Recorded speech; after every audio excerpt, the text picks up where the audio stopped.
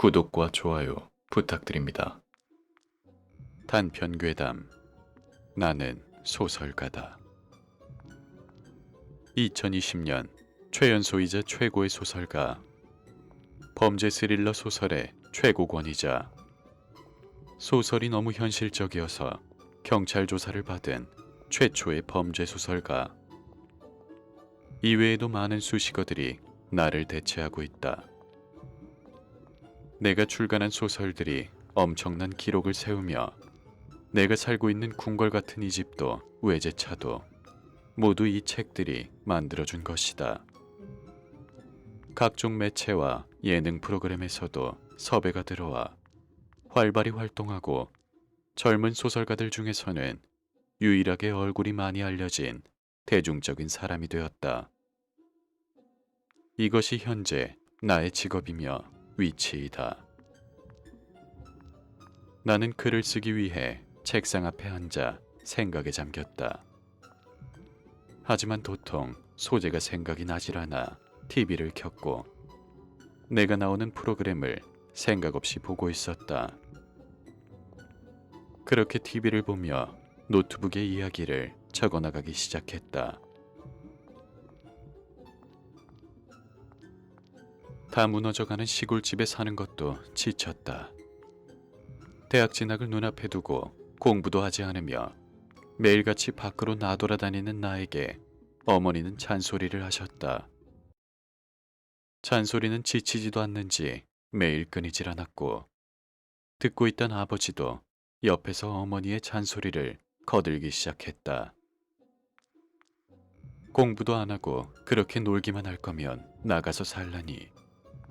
그게 아들에게 할 소리인가. 나보다 한 살이 많은 누나는 항상 비교 대상이었다. 누나는 공부를 잘해서 항상 전교에서 5등 밖으로 빠져나온 적이 없었고 나를 벌레 쳐다보듯 하며 꼭 필요한 말을 제외하고는 말도 잘 걸지 않았다. 누나를 믿고 나는 공부보다는 다른 쪽으로 관심을 돌렸고 어쩌면 이것이 공부를 잘하는 누나의 책임도 없진 않아 보였다. 처음에는 참을만 했다.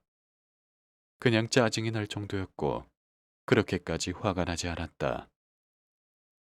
하지만 그것도 익숙해지다 보니 한 귀로 듣고 한 귀로 흘려버리며 어떠한 말을 들어도 아무 감정도 생기지 않았다.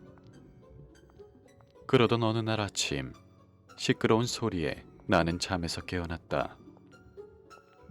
어머니와 아버지가 나의 방에 있던 피규어들을 모두 집어던지며 버리고 있었다. 나는 참을 수 없었다. 아무 말도 하지 않고 잠에서 덜 깬 눈으로 그저 그것을 지켜보고 있었다. 속으로는 저 사람들을 어떻게 죽일 것인가 라고 생각하는 것은 꿈에도 모른 채 이제는 부모님마저도 나를 그저 한 마리의 벌레를 쳐다보듯 대했다. 나는 생각을 최대한 빠르게 행동으로 옮기기로 했다. 우선 어머니는 가난한 살림에도 커피는 꼭 마셔야 하는 건지 내가 보는 것만도 하루에 기본 3잔이었다.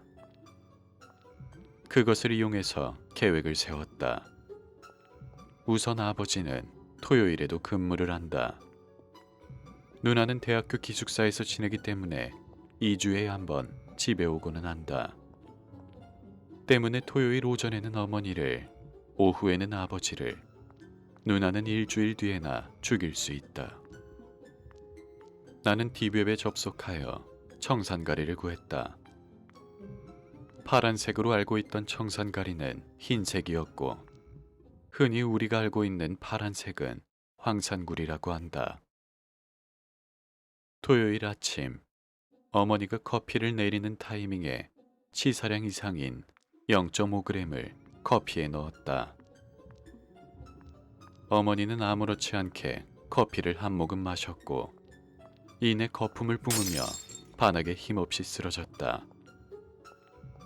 쓰러지던 와중에 나와 눈이 마주쳤고 나는 아무렇지 않다는 듯 살짝 미소를 머금고 눈썹을 들어 올렸다. 시체를 처리하는 것은 누나까지 죽인 뒤에 한꺼번에 처리할 계획이었다. 다행히 이곳은 시골이라 민가 사이의 거리가 꽤 되었기에 부가적인 문제는 걱정 없었다. 아버지가 퇴근하고 오기를 기다리는 것은 꽤나 지루했다. 나는 움직이지 않는 어머니 옆에서 TV를 틀어 시간을 보내고 있었다.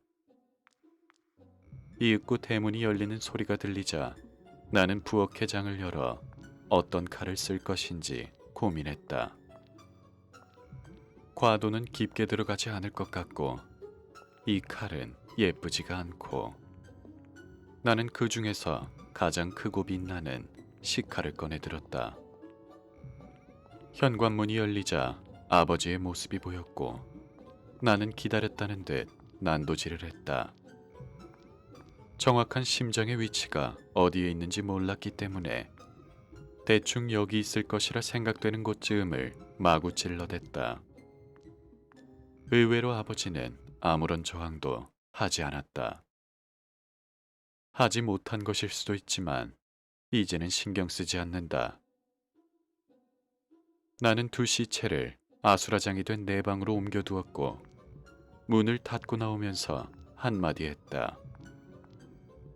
저번에 내 방 어지럽혔으니까 여기서 둘이 정리하고 있어.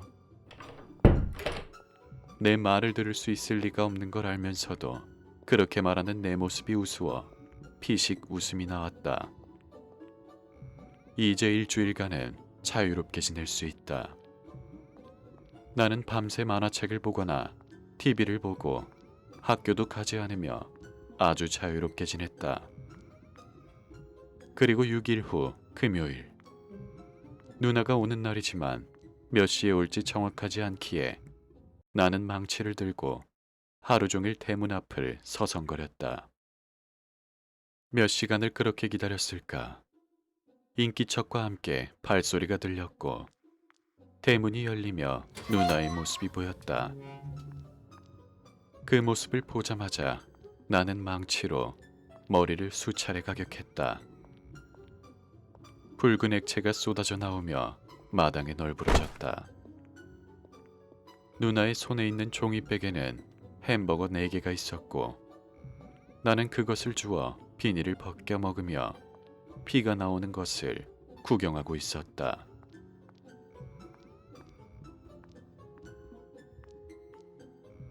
TV를 끈 나는 써놓은 글을 다시 한번 대충 읽어보고는 나지막히 혼잣말을 했다.